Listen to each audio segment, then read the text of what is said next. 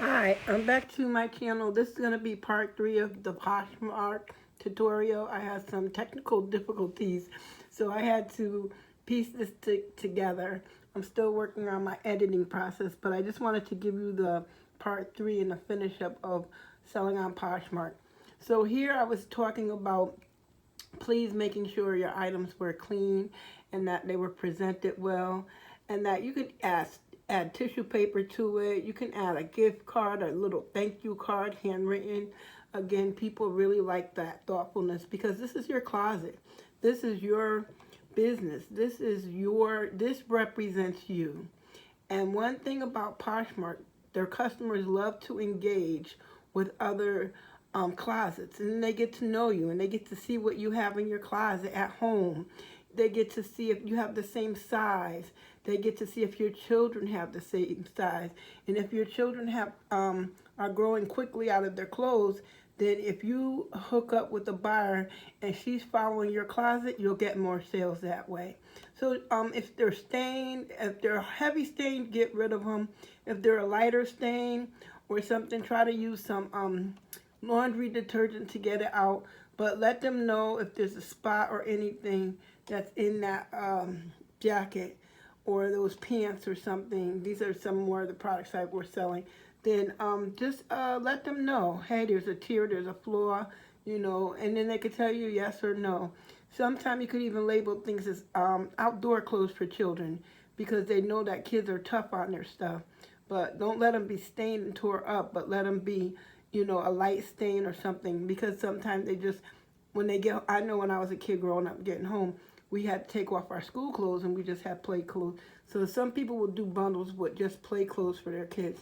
So, be inviting. Want your customer, especially if she or he is watching your closet, then they're interested a lot of time. You'll get repeat customers, you'll get repeat sales.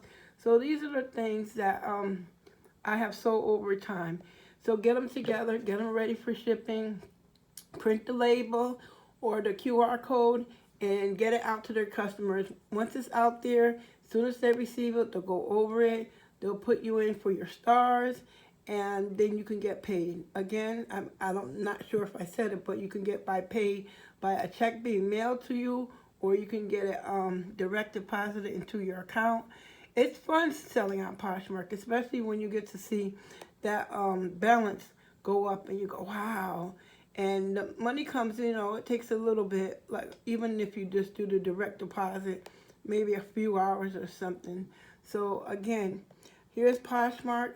I hope you enjoy selling. If you have any questions or comments, please come back and visit. I'll be doing more tutorials. I apologize again for it taking so long for this video to get up. It was a few days. I was like, what's going on with my devices and things like that. So again, come back and visit, sign up, have a good time poshing. They believe in saying that word Poshmark, and there's a lot of opportunities. There's brand ambassadors and things like that. So I want you to have a great day. Start doing some research.